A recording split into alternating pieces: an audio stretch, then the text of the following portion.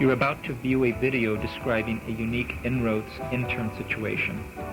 Sophia Thomas, Don Starver, and Steve Davis, whom you'll see in a few moments, and I, Luis Nieto, represent 4 generations of INROADS interns. What is unique about our relationship is that all of us are working together in a reporting hierarchy, a situation which has never occurred before in INROADS. It's therefore appropriate that on this 20th anniversary of INROADS, we focus on an example which uniquely captures Frank Carr's dream.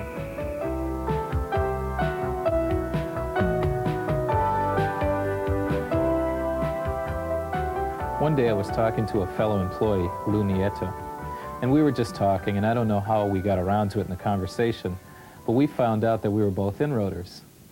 A few days later, we found out that Don Starver was an inroader as well.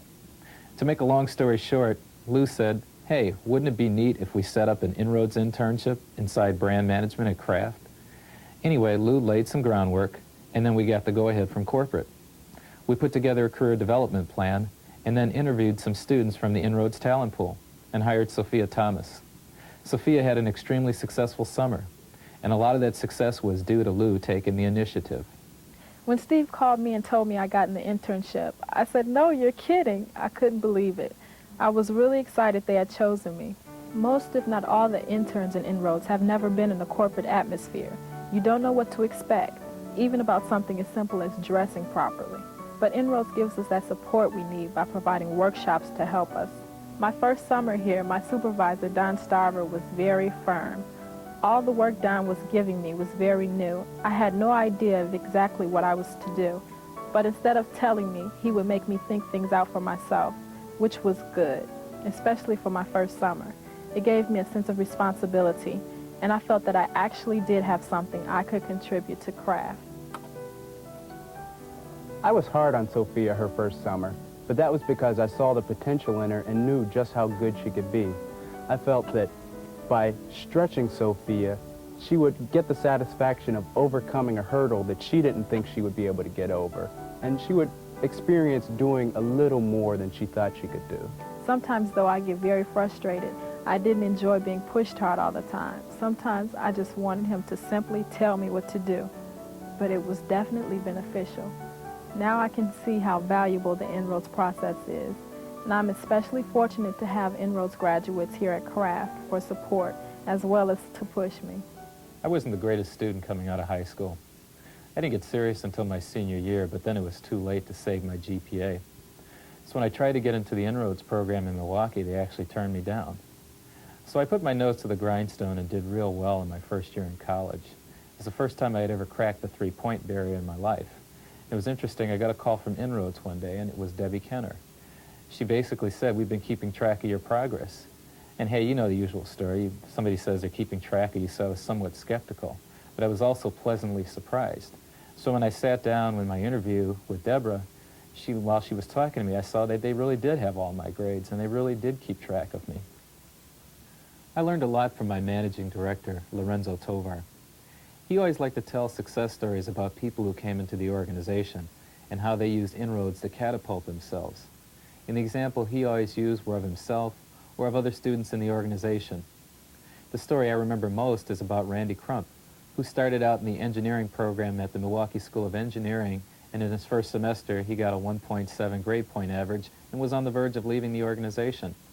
Lorenzo told us a story about how he just rededicated himself, and from that point on, Randy became an honor student, and today Randy owns his own successful business in Milwaukee. After I graduated, I joined Procter & Gamble in marketing.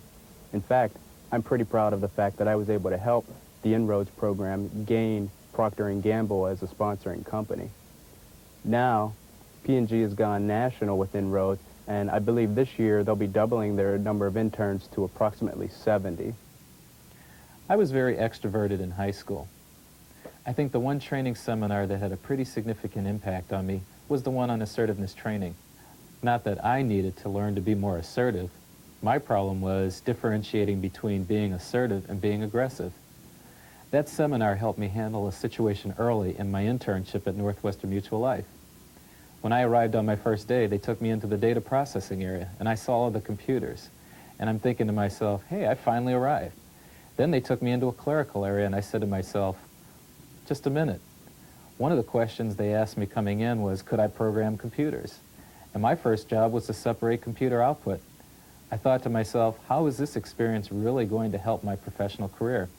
But I did it for a week, and I did it the best way I could. Then I went to talk to Will Reimer, my business advisor, and he said, well, how do you like your new job? And I said, Will, I'm really happy to be here. And then I went on to take about 10 minutes telling him what a great opportunity I had. And then I came to the point about telling him that separating output really wouldn't teach me much about data processing or professional opportunities at the company. And then all of a sudden there was a silence in the room. And at first I thought I had been too aggressive, but then I realized that I was being assertive. And then Will said, you know, this is the first time somebody your age has told me that what I had them doing was not good for their career development. And then I said to him, Will, I really came here to program computers. And so he gets on the phone and called the guy in charge of training and said, I've got somebody that I want to put in programming. And by the next summer, I was actually programming computers. Will just genuinely cared. And from that point on, he's been a part of my life through Northwestern Mutual, the University of Chicago, my experience at American Hospital Supply, and we've been in touch since I've been at Kraft. Over the years, I've developed a special relationship with the managing director of the Pittsburgh affiliate of INROADS. Her name is Carol Cohen. One thing in my personal development that I give Carol a lot of credit for is my commitment to community. INROADS as a whole is very committed to community involvement and giving back, and Carol in particular really emphasized that. Since I've been in INROADS, I think the most significant thing that has happened to me has been talking to Lou Nieto. One day we were sitting down having a talk, and he was just telling me the things that he had been through and evaluating me as a person, and the things that he said were very inspirational to me. There is nothing I could say that could express my gratitude for getting into INROADS and being here at Kraft. The only thing I can do is my best and show them how thankful I really am.